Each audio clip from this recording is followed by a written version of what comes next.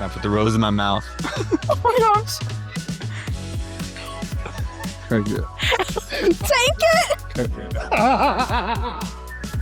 Spoilers ahead, adventurers. If you haven't caught up, consider this your official altar call to go back and listen before continuing. Previously on Thy Staff of Power, the party journeyed to Rome, city of saints, sandals, and away too many influencers. There, Emperor Lynn was reunited with her husband, the burningly hot worship bard himself, Phil Wickflame, whose voice can calm a chimera and accidentally cause mass spiritual awakenings. After a chaotic escape from Phil's fangirls and more went off to her family to convince them to let the party into her family crypt to find the next amulet, Titan accidentally entered as a contestant on This Is My Vow, a sacred Romean dating show where you hear only a stranger's vows before deciding if you'll pledge your life in holy matrimony. Yes, really, only their vows. Will Titan say I do? Will Emberlyn and Phil survive the pressures of holy couplehood? And is this show secretly run by a cult? Probably.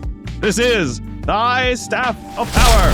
Thy staff of power strikes the night. Lightning cracks a blinding light. Enemies tremble, lose their fight. The arcane rules we rise to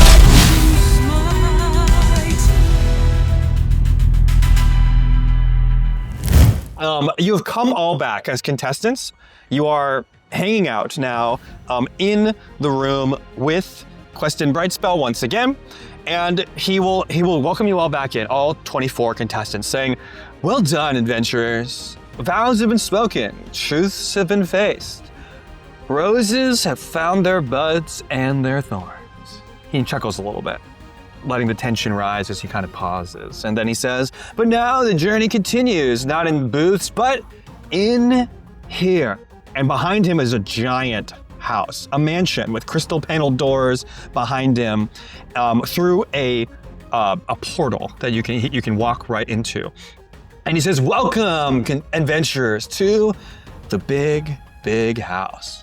Oh God, I would love to. Big yard, and yes, it's lots of room to play Stormball. No freaking way. You have 1 hour in the big house to mingle, laugh, connect. This is the round of covenant courtship. Have fun. And he'll send you into the big house. My father's house. Father. My father's Father, are you in there? Are you in there, Father? Is that you? I just yell at Titan, "Don't do anything stupid!" I want you guys to know, I wrote that joke at like 3 in the morning, and I was like, I am such a genius. And I went to, I was like, I'm so tired, but I think I'm a genius. As soon as you said it was a big mansion, I knew you were gonna go there. Yeah. I just knew it. Okay, yes, so Titan can enter the mansion. Another barbarian enters the big house. I get a little nervous. You know, I'm going into this house with potential wife prospects, and Right. temptation is there. So I put on my ring of purifying light to symbolize Purity ring. that I mean business, and I mean to honor the compass. Come on. Okay. Bringing it back. Bringing it back, baby. Bringing it back. You gotta redeem it. Jesus. So Eat that. I got my ring of purifying lights on. I'm very like. Emperor Lynn is like, "That's my son. That's my I'm son." making it obvious that there's gonna be no foolery. There will be no pre-quests. There's no questing before nesting. No Yeah. questing before nesting. Period. Amazing. Okay, so you have an hour to walk into the big house, and with the big yard where with lots of room. And who, if anyone, would you like to talk to? I'm gonna be in the yard in a public space where everyone can see me. I will not be in any rooms. Okay, so we're gonna be outside, and I'm just gonna be carving some mugs. Okay. Okay. Showing your talent. Yeah, but I'm like, what I'm doing is like, are the other guys there? Yeah, everyone is here. All 24 people are in the mansion now. Everyone's mingling. So yeah, I'm carving the guys' mugs, but I'm making them look ugly so they can feel self-conscious. They're mugly. They're muggly. Whoa. And then they're really, is that how I look like? I'm like, yeah, that's how you look like. Just sabotaging people. Okay. Confidence. Like, what the Well, I'm already like famous for like my card mugging. Yeah. So I'm gonna have you roll another D4 and we'll see what happens. Oh, that is Are you so timing? good. boom, 3. 3. Okay. The tiefling will walk up to you and just say, "What are you carving?" Some mugs. Well, I can see that. What's on the mug? And it's of her. You. How good is it in your perspective? Well, I would never be able to match your beauty. I'm just not simply that artistic. But I will say that this mug would be of great use for you to drink any kind of liquid that you enjoy to drink. And she will take a look at it. So it's pretty cute. You seem good with your hands. Oh, Vula!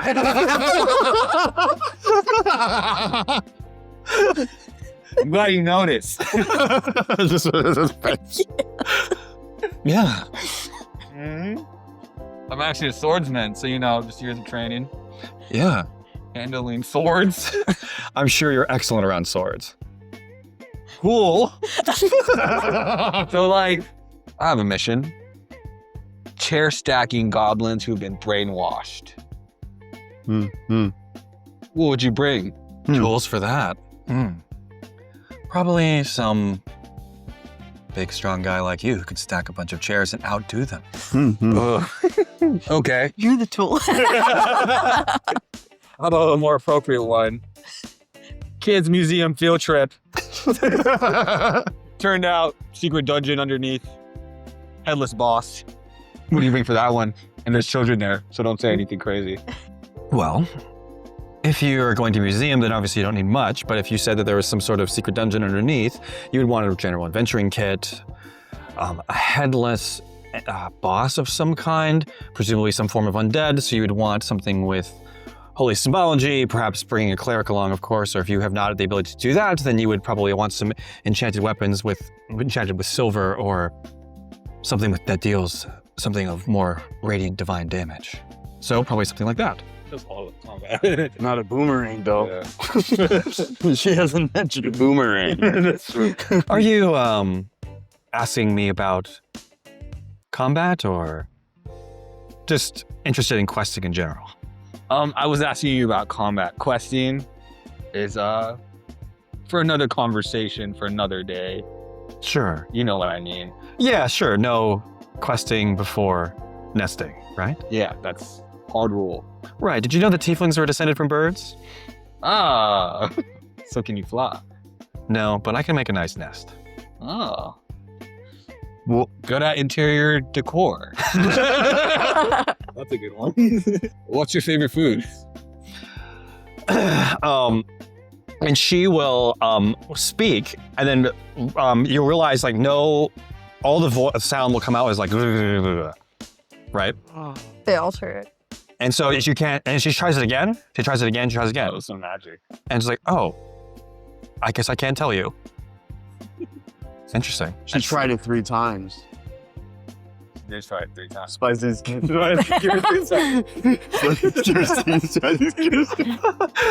skeever. Yeah. Okay, well, no. Also, for the record, if people do like that one, I mean, that's totally a shirt. Spicy skeever stew. Spicy skeever stew. Spicy skeever stew. T-shirt, like boom, boom, boom. Okay, so, yeah, she cannot tell you.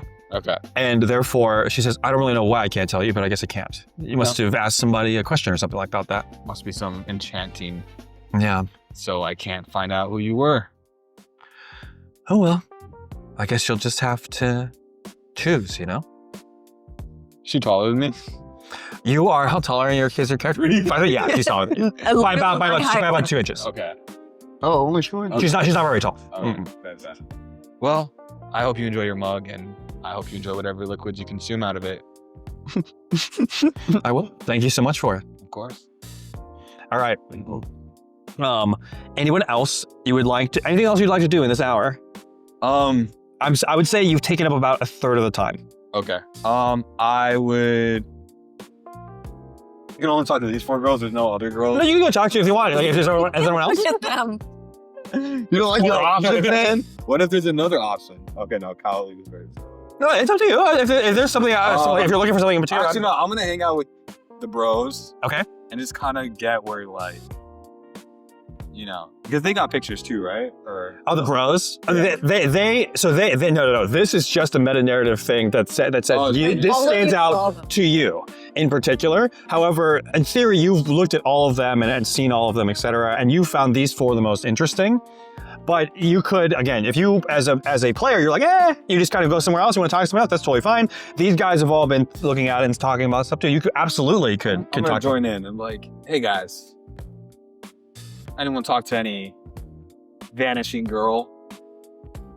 One of them says, vanishing. Well, someone said that to me. She says she was like a boomerang. She came back, right? Or whatever. Yeah. What'd you think of her? A little too wild for me. Yeah, you couldn't handle it. I mean, I totally understand. You seem like a respectable gentleman. You deserve stability. I do, indeed. And from fighter to fighter, I do believe you deserve that same stability, good sir. I take the mug I gave him and I adjusted a bit. Here you go, man. Oh, this does look a little bit more like me. Yeah, there you go. It's the knives. They need to be sharpened. Thank you. And another one of them says, yeah, I think I didn't find anyone who was vanishing, but I think I found the one. I'm going to give her my sacred rose. Ooh, tell us about her. Well, I know a lot about her. Her vows were very detailed. She said she would stay committed to me forever, and that she was willing to love me every day, and she mentioned breakfast in bed, and I love breakfast in bed. So, I know everything I need to know. I didn't get that option. I'm happy for you, man. Wish you luck. Yeah, it'll be great. Okay, so you will go back into that main hall you were before, into the stage with the audience, and Queston will welcome everybody back, and he'll say, adventurers. Oh, wrong voice.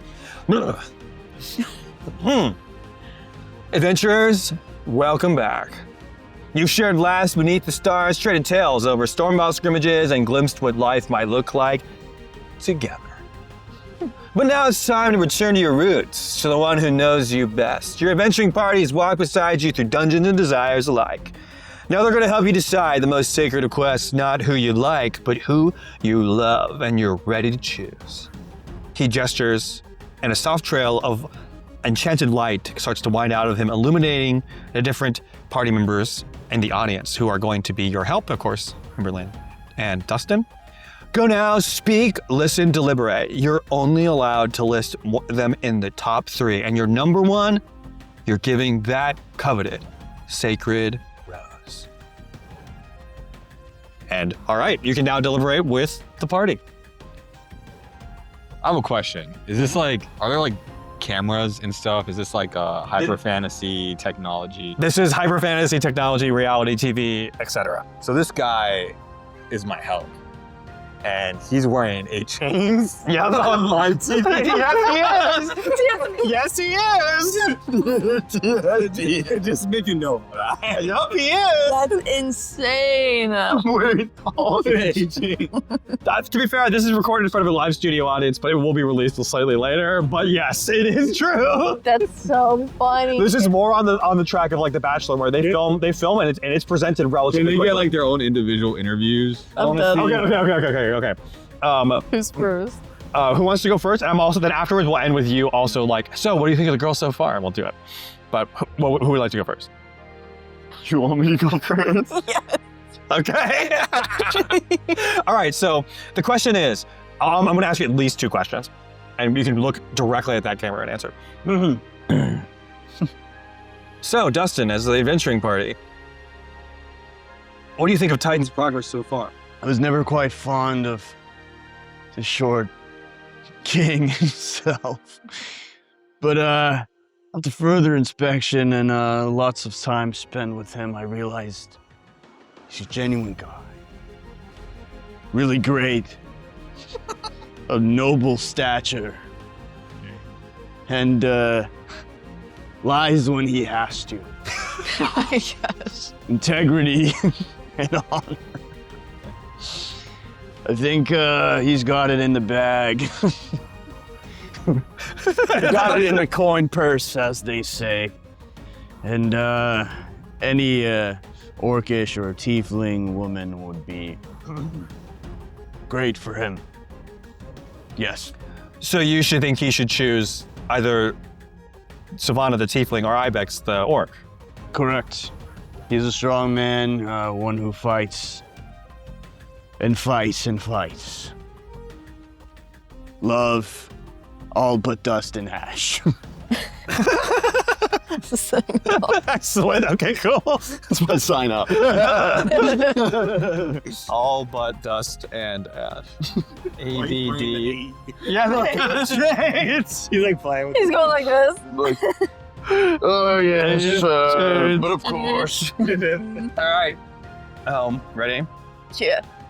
Well, Miss Timberland, what do you think of Titan's progress so far? Well, before we get to that, my husband Phil came out with a new song, and I think everyone should go to the stream, the river, and go stream it, as they say. People are playing it down there, so you can go listen to it down at the stream. But as far as Titan goes and this whole thing, I didn't realize that, like, literally by the end of this, that he's actually going to have to propose to someone. And then potentially get married to someone. And I don't know if my son is ready for that. Sorry, I can't breathe. I'm having a little bit of an anxiety attack over here. I'm sorry, what was the question again? What do you think of his progress? Oh, I think that he's doing real good. But I'm not sure about these women, if I'm being completely honest. So. Well, if you had to have a choice then, who would you hope he picks? I hope he chooses himself by the end of this. Now, this is a moment of self-discovery. No. Great. So, Titan. Anyone catch your eye in particular? You know, in all my years in the guild and the sanctuary, I've had many women tell me the compass told them that I was their spouse. Misguided by desire and passion, I learned that it really is your choice to find someone that does make you feel a little some type of way, but also remember that you were put on this earth for the adventure. There have been prospects that have made me feel a lot of passion, but would we be focused on the adventure? And then there are prospects that I'm like, all you care about is the adventure. And there's very little passion. So, I'm gonna leave it up to chance. oh, no. Oh my gosh. So, if it's number 1, it's the first girl. If it's number 2, it's the second girl. If it's number 3, it's the third girl. And if I get a 4, Dustin chooses. Oh my gosh. Excellent. This is crazy. 4, 3. All right. Sorry, my lord. Triple skeever. Triple skeevers 2 was the third girl. It was me. It was me. Oh, Ember is fuming right now. No. Triple Stevers too. Oh my god. Oh my goodness. Oh my goodness. We don't even know which one she is. Is a tiefling. Tell us the truth. I think it's the orc. Tell us. I ain't saying nothing yet. All right, so you have the opportunity now to deliberate with your party and pick your top 3. And the first one is going to be the Sacred Rose match. So, what is your order and who is number 1? So obviously number 3 is number 1. But I think we're just gonna do it in reverse. 3, 2, 1. 3, 2, 1? Yeah. Are you sure? Are you sure that this is the person that you want to make a vow to? Yes. To adventure with? I mean, this is one of the biggest decisions of your life. The compass has spoken. We must follow its guidance. Yeah. deity. I know that they're all claiming that this is the compass, and if this is the compass, then I respect it. I respect the compass. But if it is not the compass, I pray that you would do something that would just completely interrupt this entire thing. In the compass's name. Amen. Okay. I trust in the compass. Let's see what happens. Okay, so we're gonna go with number 3. So I was so 3, 2, 1 in that order. Yeah. Oh my Okay. lord. All right. Of course he gets a 3, dude. That was perfect. It's so good for the plot. It's so good. Okay, so you submit your card to like a production assistant of some kind. They look at it and you've just written 3, 2, 1, right? And they look at this and they say, "What do you? Oh, did you just you picked the people in the booths? Oh, sorry, no. You need to pick who? We need names." Never got any of their names. You have their names. You have the names of the meta, but we need names from them. So you need to pick who you think you're going for. What? I mean, okay. What's her name?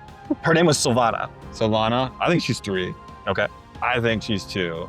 Yeah, And I think she's 1. I think you're right. Yeah, Yeah. I think I think you're right as well. That's pretty fair. Yeah. So you're gonna write those names down. Yeah. Based off judging books by their cover, I think the classic rule. I feel like she would have been like, I would sing to you. Right? Yeah, this girl liked mud, so we know she's an orc. Remember that? She seems like she's like, I will be the vote. Watch her be number 1 or number 3 though. That'd be crazy. That'd be crazy. Yeah. Because didn't number 3 say something about song? Did I say anything about song? Did yeah, she did. She did. She said, "I will soothe you with song and your name upon my lip." So it might Oh, be yeah, that might that's be true. number 3. That's true. I did say But this that. is of 2. No, that's it. That's my. That was their order? That's the I one. could be Yeah. totally wrong. Okay. All right. Oh my gosh. Oh, this is excellent. So I'm we will. You're stressed in real life. This is insane. I'm like, my son is about to get married. I'm not prepared for this. Okay, so we will go to the round of sacred rose. Wait, so they got to give him a rose back, right? Or accept his rose? They have to give him a rose back. Whoa. All right. Here we go. So you're back in the main hall in front of the audience. You guys are in the audience in one of the front rows, and Questin Brightspell is up there welcoming everyone. Adventurers and audience, the hour has come. You've shared your vows in secret. You've sought connection not with sight but with soul, and now those intentions are revealed. And he steps forward and reveals in his palm a rotating golden rose that just spins and lights up in front of everyone. This is the round of Sacred Rose. If your number 1 match offers you their rose and you offered yours to them, then a match is made. But if your rose went unanswered, or if someone gave you theirs unreturned, then the choice is yours to step forward into possibility or to just walk away. He gestures behind himself to the glowing arch of the truth booth, and he says, if you match, you'll enter the truth booth, a space outside of time and appearance, and you'll hear their vows, and you can speak your own and make changes and make sure you can come to an agreement of what you're doing. You negotiate your sacred bond, or you could still choose to part ways. But if your vows are accepted, unchanged or anew, you will step through the arch, and before the guild and the compass, you will be joined together. This is big. This is crazy. You can have a wife. I know. I'm gonna get married. Hold on. I'm writing on my vows. You will be joined together, not just as fellow party members, not just as lovers, but as one true party wed forevermore. He turns to the contestants. His voice just a little bit lower. The roses have been offered. Now we see who dared to choose and dared to be chosen. Let us begin. I have a question. Everyone's freaking out. So he had 3 choices, right? So if any of those 3 give him a rose, So, yes, the rules of this game will be if one of the people in the audience, or one of the contestants, gave him a rose, and he also gave them a rose, which is the number 1 choice, they match, they go to the truth booth, they can start negotiating, and they can get married.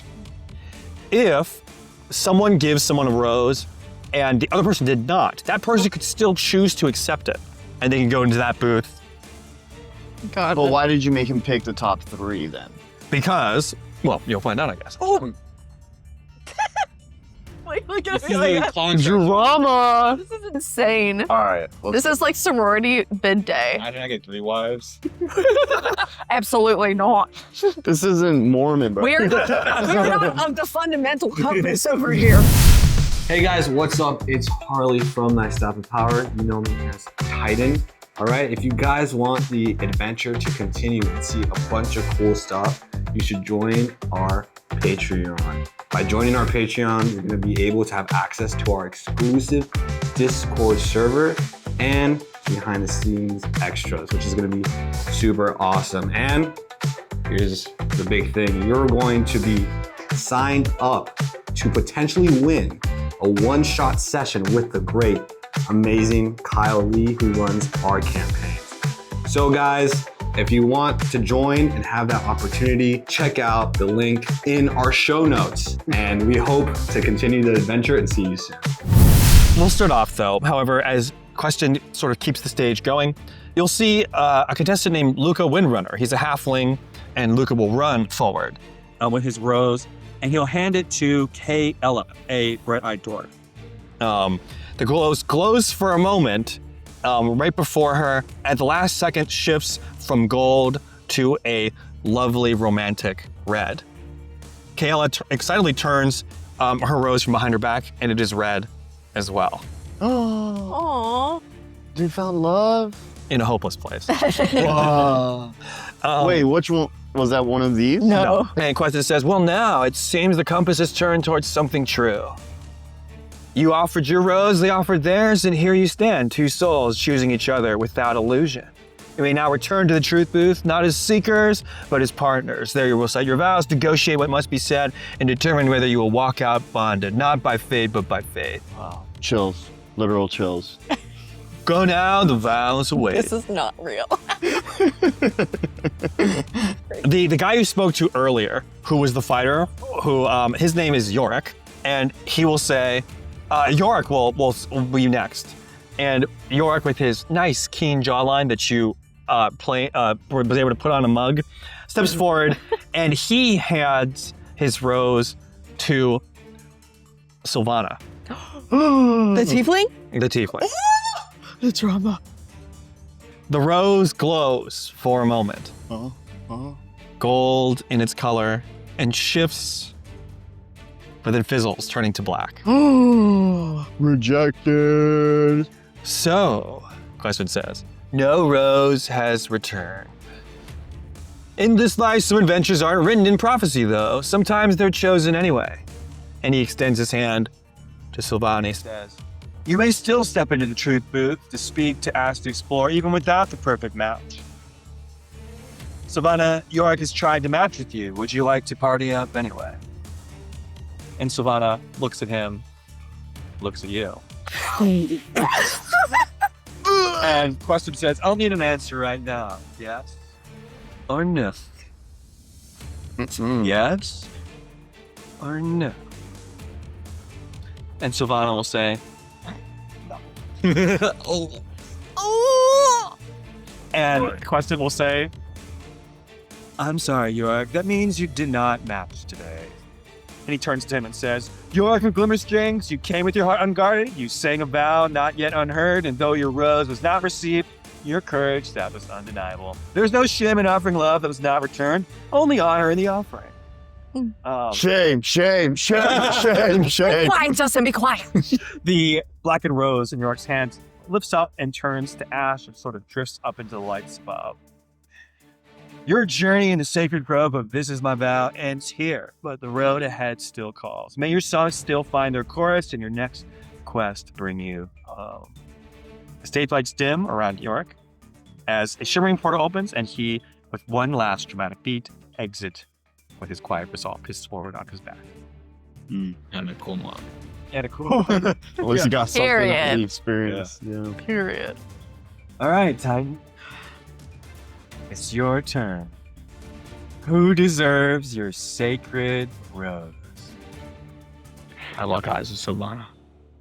And I put the rose in my mouth. Oh my gosh.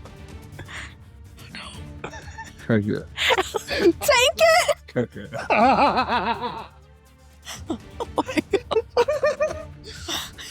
Okay. And your rose flickers for a moment. It flickers and has that golden sheen to it and turns to red. What did you just roll? I'll just see if she wakes up. Oh my goodness. Oh my goodness. I want to see. I'm literally like, Emberlyn doesn't know what's going on. I rolled to see if where in the matching order it would be. Yeah. Therefore, Queston will go through the speech again and say, "You offered your rose, they offered theirs, and here you stand, two souls once again choosing each other without illusion. Return to the truth booth and discuss your vows." Let's see your hands. Is the ring of promise still there? Better be. All right. You can head into the truth booth with Silvana. All right. Hey, Sylvie. Can I call you that? I hate this. Sure, yeah. So it was you. Well, triple schemer student, you get the line 3 times. I knew it. Seems like we're about to make some vows. Sure, yeah. So, did you want anything on the chain? I liked yours. Thank you. I liked your vows, but, you know, the whole vanishing thing, that's going to be hard to swallow. I'll be honest. I wrote out that in there to scare a bunch of all the other, well, most of the dudes around here were kind of annoying, a little cowardly, you know? So I was just trying to get rid of all them and find someone like you. You weren't scared. I wasn't. I'll admit I'm a little simply like that, but, you know, really blame a girl for being a little careful. That makes sense. I knew that you were just trying to protect your own heart. Yeah. Isn't that the phrase? Guard your heart. Yeah. Bro. She calls me bro. What, you throw someone else? Not yet. Oh boy. I'm about to go some dark. This is a Christian D&D for 5 new spells. They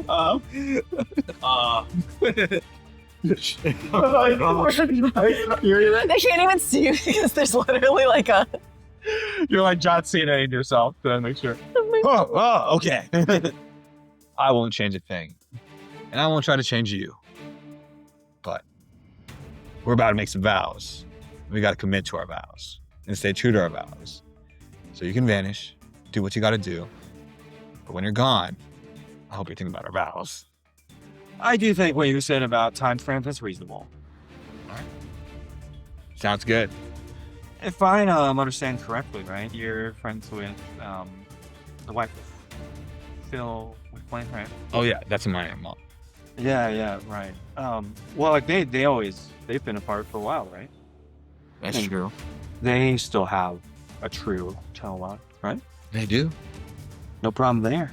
I thought this girl was about to be like, I hate her, get rid of her. I'm like, let me hold my earrings. Okay. Bro, that would have been crazy. So, Is he a mama's boy? You say, I'm ready. And you say, I'm ready too. And the truth booth will open into a portal. And in the portal, you will see that you're now in a guild sanctuary hall. And there before you is Questin Brightspell, as well as a steward. As you go up there, Questin has one final thing, and you guys have also been invited to join. All right. One last time. Titan, Sylvan, and anyone in our lovely audience from your adventuring parties. Let's be honest. This show, the Adventure Time Network, everyone watching is about to explode and the realm is dying to know. Are you going through with that? Dang. Speak now, everyone, or forever hold your peace.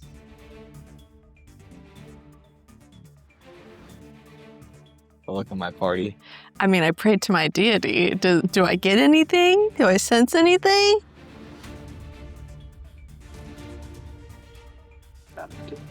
What does that mean? You turn to your party. I look at Sylvana.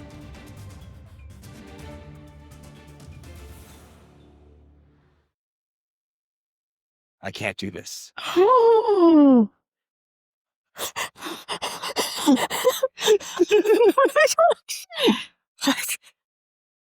This dating show was fun. But this wasn't organic or natural. We don't have a friendship. I don't even know you. And we're about to make some lifelong vows. Look, I want to find my true love, but not like this. I'm leaving you at the altar. Let's go, guys. Can I grab her hands and give her a healing word real quick? And I go, you will find someone who cherishes you and who's ready for that commitment. And I'm sorry. Yeah, it's okay. And I'll turn to Titan and say, A nail to celebrate your grand success. Yeah! And she'll say to you, This was my one real last shot at trying to still keep the guild in my heart, in my life, you know? After this, I've done my due diligence. Did my duty, you know? What do you mean? I'll just go away. Why? The steward told me, well, because of my horns and other things, that I was no good. And you know, I've tried many times to apply for chaotic permits, because you know he'd give me one if I went on the show. Give you what? A permit. What is a permit? Metagame. Right? Remember that Dustin's father and his whole entire family has been given the mark of evil, right? Mm-hmm. And that means he's like effectively excommunicated. There are also like badges of being lawful good. The chaotic permit is basically you're allowed to be chaotic, but in the guild, people who are chaotic are considered like rebellious, iconoclast type. The kid in the youth group who's like sitting in the back with his like, you know, like ripped jeans and it's got a tattoo and everyone's like, that kid probably does drugs, but he's actually like not doing anything. She's just a little bit right? Like, but the chaotic permit is saying that person is okay in the guild's book, and so she wanted one so that because people were judging her. This is a villain arc. Wait. Dang. We were celebrating. You know, yeah, that's fine. I wasn't. Right, it was feel like crap. And so she's It's all fun and games. and so she says, yeah, I couldn't get one, so this was my shot. Wait, hold up. Not a good reason to still get married. No, but So you weren't even doing it for love. honestly, no. I just needed a way to make sure my life wasn't miserable anymore. And marrying a guy like you would have been that. Well, Miss Amber Lynn Wickflang has a lot of prestige and is well known in all the guild's communities. He can write you a letter of reference. That's true. That's true. I would be more than willing to. I can write too. But I can write it. It's okay. I think I've had enough of the guild in my life. Well, before you leave, and I write down my address and to like my sanctuary and everything, and I give it to her and I say, don't give up hope because I'm here for you. Just hold on to it. Even if you don't think that you need it now, you might want it later, and I'll be here for you later. Thanks. He said, take it. She'll look at it. And she'll say, thanks for everything. And she'll walk away. Ooh, I just bullet. I'm gonna write on the Poor piece of paper. girl. Dear FSPN, and also give it to her. That's so tough. Dang, I feel bad, but I think it was the right choice. I mean, I think it was the right choice too, but this whole thing is just so complicated. Can you turn off the cameras? Can we just have a moment to talk about this, please? There's cameras. I'm Miss Wickflame. Can I please just have a moment? And the upper resident assistant will let you get escorted. That was pretty cool, right?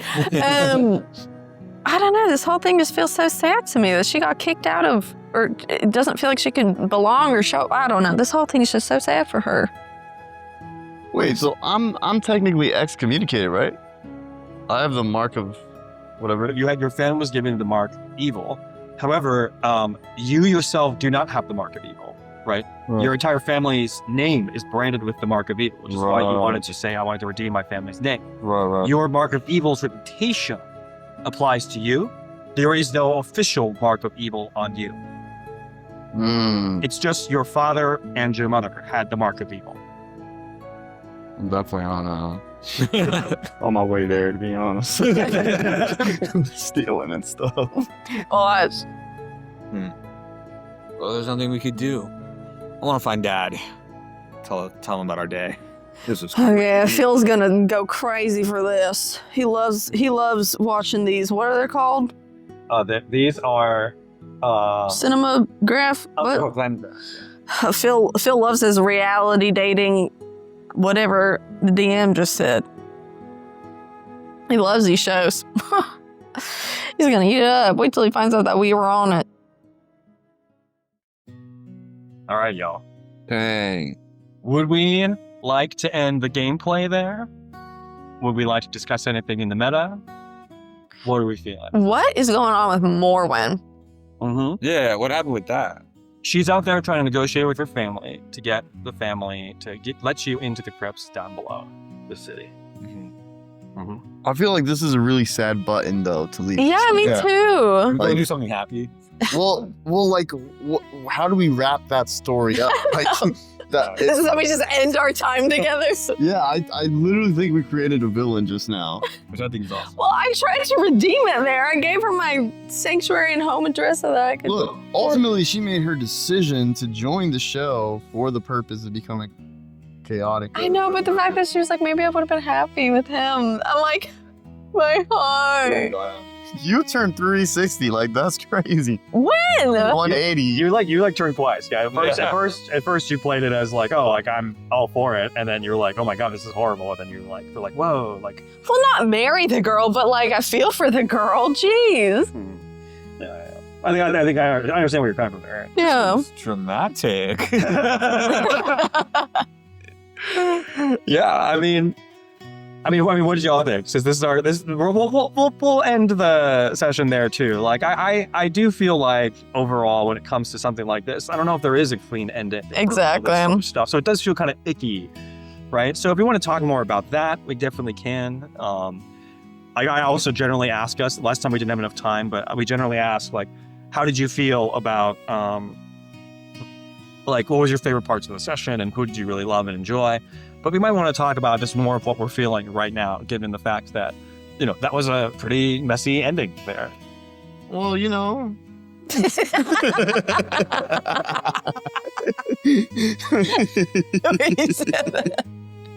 You know, and it's like sometimes like there's that running joke that, oh yeah, Christians get married like at 18 and it's premature, and like it's funny, but it's also like a lot of people don't know who they are yet that are just married and now are like trapped. And I don't know, it's just like we rush into things so fast, which that's why I was kind of like, oh, this is funny. Like Titan was like talking about this all the time, and I thought it was like a running gag, the like desperate single Christian guy, you know. But now I was like, come on, you know, like this was a funny arc, but I was like, what if I like wait and find out? What if I allow him to just like naturally, and I appreciate it, but I was like, but will he, you know, I don't know if that's a great message to send, you know, jump on a dating show and then like find, you know. But it's like trusting the process of waiting. And every person should trust the process of their life waiting. There are people who get married at 20, there's people who get married at 40. You know, like it's all different for everyone, and you know, we shouldn't. I've been to conferences and like where it's like I felt this one conference I went to, and the way she didn't say this, but the speaker made it sound like your life doesn't really start until you're married. And it was like, ugh, why did they let her speak, you know? So it's, I don't know, it's very interesting. It's an interesting topic. It's funny, but, you know, doing like a Love is Blind kind of thing, but it really is like a lot of people are in just like bad situations because, you know, I don't want to blame the church, you know, I'll blame the church, but the culture that we've developed, and like, I think learning to be okay being alone and being just with God is what we should be preaching, and people building themselves up first before jumping into something that's like really, really hard, you know? I feel like that, I think that's a good thing to talk about as well. I also feel like this topic of like sometimes for our own entertainment and while we're having fun, we trample on other people. And even like, I know this is a game, but like at the end, I felt guilty, especially for like my reaction of like celebration, right? Where I was like, yo, like my guy is like, you know, pulling girls or whatever it is. And I was like, we did this like celebration, but then it's like also realizing that like, you know, even sometimes for, we trample on other people for our like own entertainment, or we support that in, even if it's unconscious, or in ways that like we get into something for the fun of it, and then, you know, we don't really like think about, and I appreciate that you did that, because it was like such a like a record break where it was like, wait, what? Like we're playing a game, having fun, and then it's like, oh wait, like that actually had consequences that like somehow like affected a person's life in game, you know? And maybe that even be a lesson that like sometimes, you know, we take things too like lightheartedly.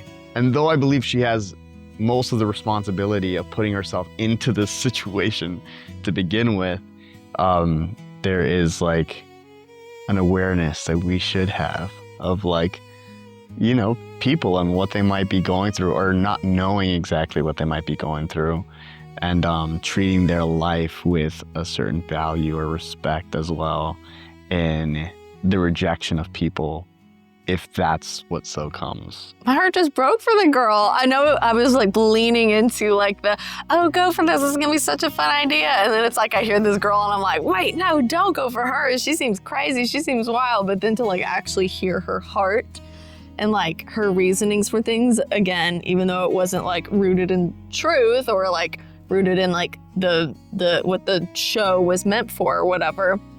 Just knowing even that the consequence of it was like, I'm leaving this thing, I'm done, I can't be a part of it. It's like, oh, I don't know, that just like broke my heart. Like even for Ember, like broke Ember's heart of like, oh my gosh, like wait, no, I wanna help you, I wanna save you, I wanna redeem the situation, I wanna make it better for everybody. But it's like sometimes you can't do that for everybody.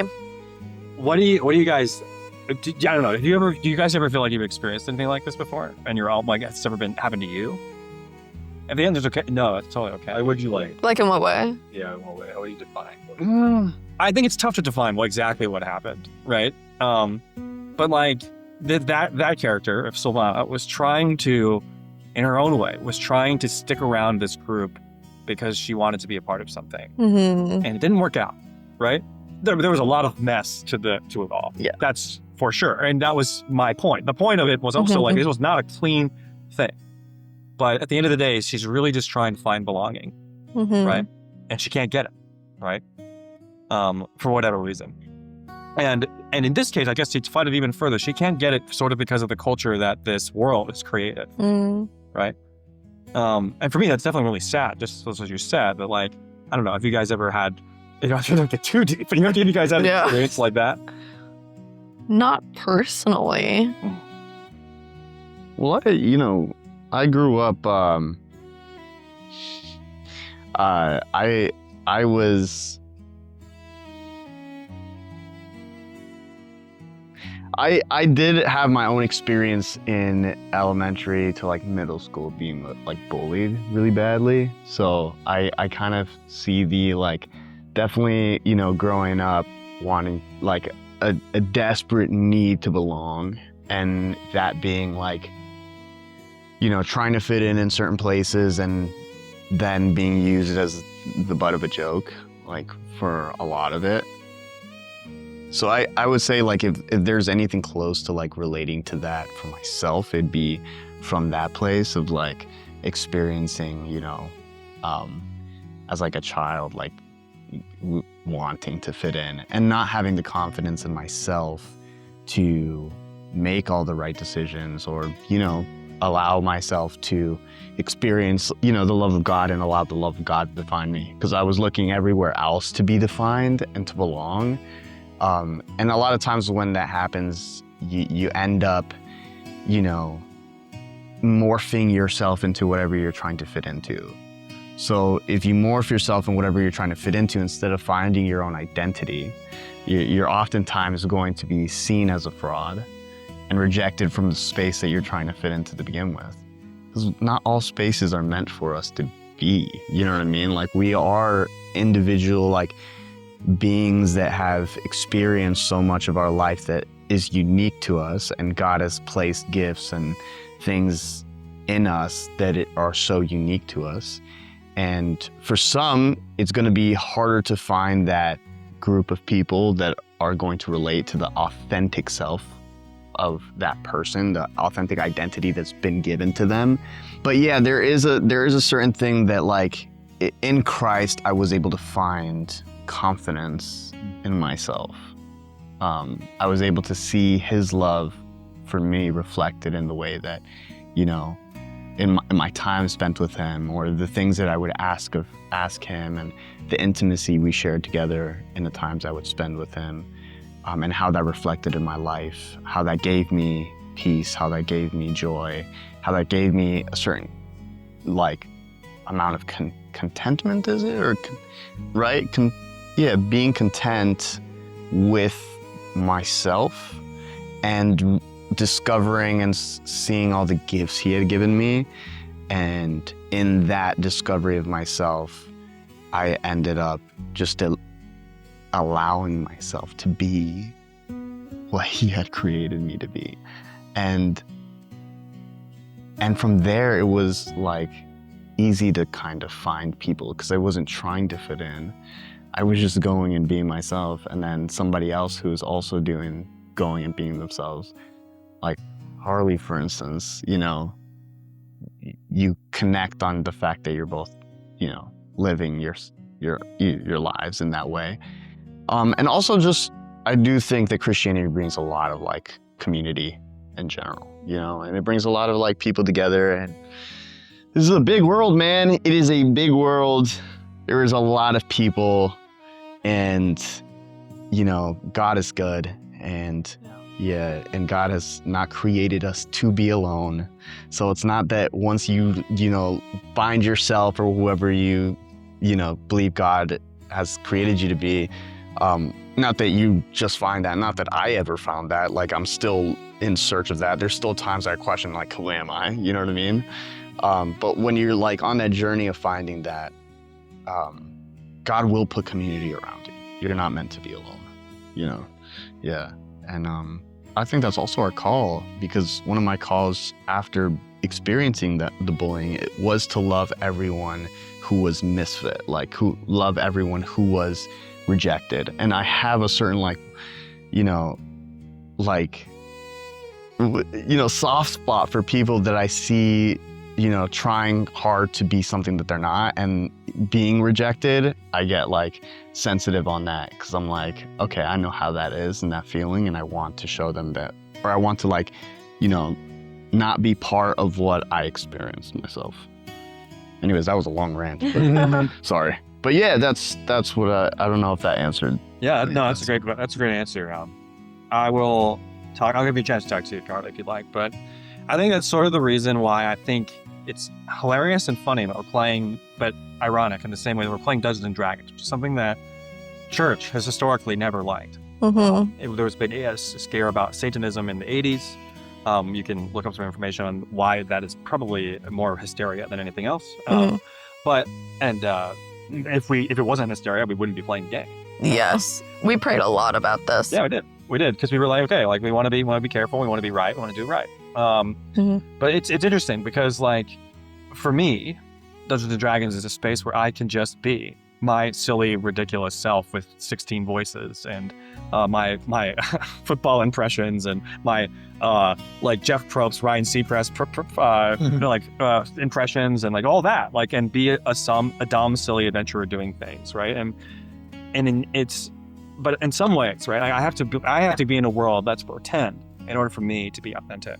And I think that's a little sad at the end of the day, actually, because at the end of the day, like, if we're really supposed to be the body of Christ, we're really supposed to be church, we're supposed to be this thing that is supposed to be valuable, it's supposed to be like God's love manifest on earth, to be his quote unquote ambassador, right? And I have to go somewhere else to pretend to be somebody else to find welcome and true welcome in my authentic self, right? I think there's something wrong with what our structure, like what we're doing in some way, shape, or form, if that's just not okay within our space. There's always limits to this, right? Like someone could say, this is who I am, and they're like an expert, or like there's always, I was born this way, then get born again. Yeah. Like there's always ways to take it, every principle you take to too far of an extreme. But I think the question is more of like, why would a space like church not be that for everybody? Yeah. And why would we try and protect it in such a way that it is not that space for everybody, and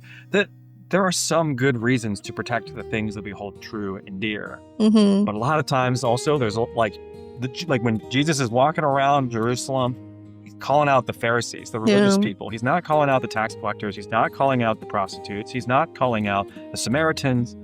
He's not calling out the beggars. He's calling out the religious people who think they get it.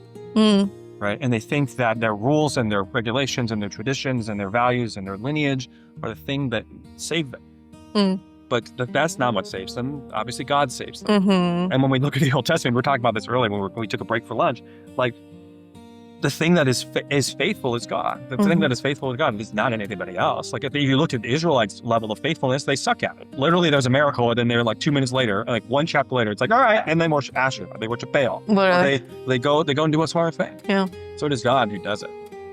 So I mean, I think to me that's just an interesting form of conversation about all of this. Like, we're trying to look for all that validation. In theory, church should be a place where you are validated, and relationships should be a place where you are validated within that church community. I remember I told my college friend, and when she asked, like, when I was really upset once because I had wanted to date this girl and it didn't work out, and she asked me, like, why are you, like, at the core of it, why are you really upset? Right? Like, yeah, but like this has happened to you before. Like, you're relatively like emotionally resilient. Like, why are you right now? You're really upset. And I was like, I think it's because I didn't necessarily want to get married or I really wanted to date anybody. I just really wanted someone who I knew could stick around, be my friend. But the best, most reliable way in my mind to do that was to date somebody and eventually to get married. But what I really wanted was friendship, right? But that was the only way to get it in my mind. And I think that's really sad that in church we can't have a space where I could have that level of friendship where people who's got my back can stick by me for the rest of my life. Instead, I have to go find it in this niche, you know? Can I also speak? Yeah, go Just briefly? Because I know that we're using like very general terms with like, well, the church is like this and all church people are like this. And I even just want to advocate that not all church people are like this. I think that this has been something that we've seen in the church and in certain churches, maybe even certain denominations, or if we're even looking at like legalism and all those things. But I think especially now in today's culture and context, with still clinging to the truth, with still clinging to big church words here, like sanctification and being made new, but also being who Christ has called us to be, not just calling us out, but calling us to Him.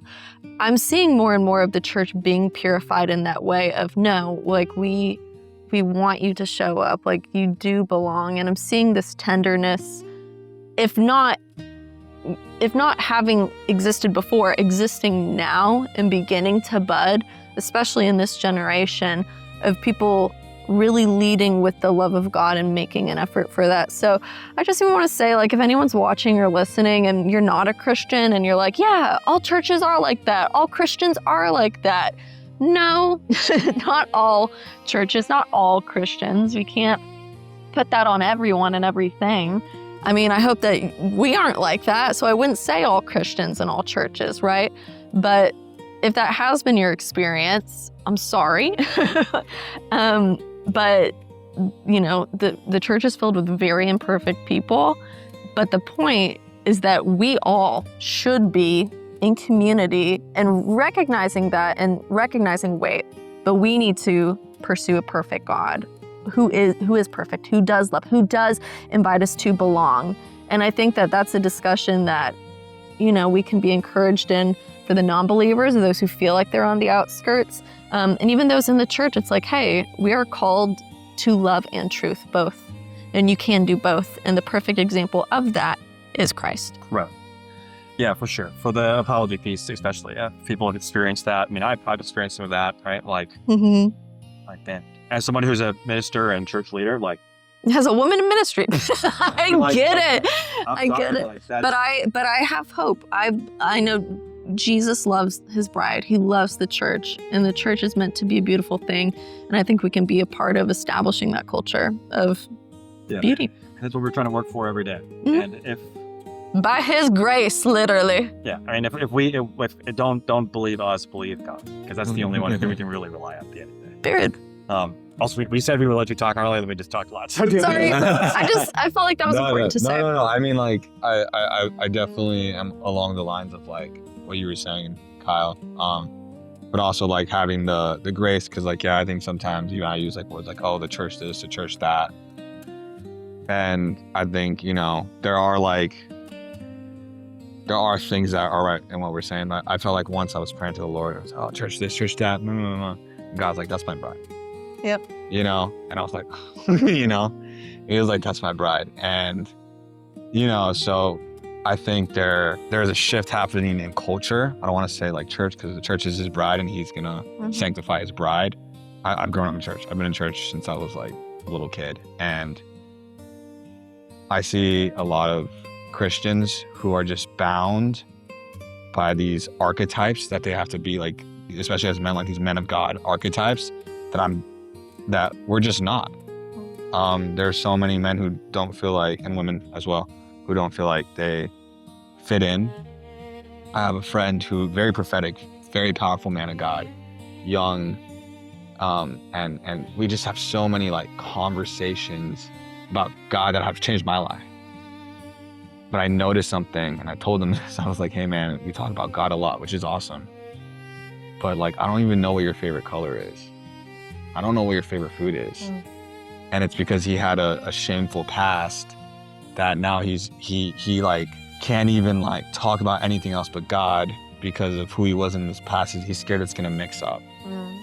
And there's so many Christians I see that are still living bound in like, maybe they had a bad past and then they became saved and now they want to be super sanctified and super holy. But God made them unique. And God made them with gifts and talents, and he's young and he you know, like he's been working on it, and I've seen like growth in that area, you know. And like I said, having godly conversations, talking about God all the time, that is awesome. I love doing that. but I also want to say let's not be like ashamed of like the things we like. Like, you know, you like D&D. You like D&D and you like playing D&D. And there's just so many Christians that we like, yes, we need to pursue sanctification and holiness through Christ Jesus. Like that is of the utmost importance. But like, if there are things that you love and you desire, most of the time God gave you that. All right, y'all. Well, thanks for that discussion. Very deep. Who knew that a crazy dating show where you reject the person you want to get us into that sort of conversation? I guess I kind of did, but otherwise you would do.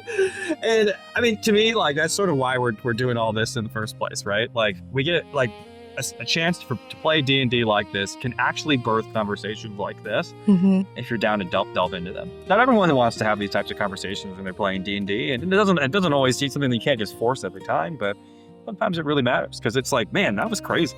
Let's talk about it. And that's one of my favorite things about it. So otherwise though, we'll wrap it right there. With I think we've got like one more second left. I'm gonna ask each of you really quick to wrap it all up, put a nice little bow on it. What was your favorite thing that someone did during the session? Oh my goodness. Honestly, just the stew. That was insane. The stew? That was insane. And your purity ring. That was iconic. As someone who asked for one for Christmas when she got saved at 14, I felt that. I see that. I love that. Jonas Brothers. No, literally. Get all Jonas Brothers. I know who made fun of you guys. You guys, you know. I loved my purity ring. I'm married now, though, so I think everyone was hilarious in this, and I think even though it was like kind of like about me, it was like, you know, Dustin and Amberlynn were really there supporting me and like great. Well, we were experiencing it with we just kept looking at each other like, oh my gosh. I was gonna say that was my favorite part. Like I was a little worried because I'm like, all right, we're about to beach Harley a ton. Like, what are you guys gonna do? And you guys were great. Like you were the perfect like peanut gallery. I do want to give a shout out to you. Yeah. Because me and Aaron criticized your flirting skills when you play females in the past. Yeah. You rizzed us up this time. Oh, see, this was one where I was like prepared, and I'm like, I know exactly what I'm doing here. This is crazy. Like, I'm not doing it on the spot. This one I'm like doing for. Because in other games, in our other games, it was like, I'm talking to Kyle Lee. This is kind of weird. But this time, it was like, she was. This baddie right here. I'll take this as a compliment. I've been working on my game, so this is the case. Also, your whole like writing and like TSPN bit. Yeah. So funny. that was just so happening. It was perfect. All right, guys. Thanks so much for playing. We'll wrap it there, and we'll be back in 2 weeks. Later, losers. Later, losers. Jesus loves reality stars too. He does. Later, losers.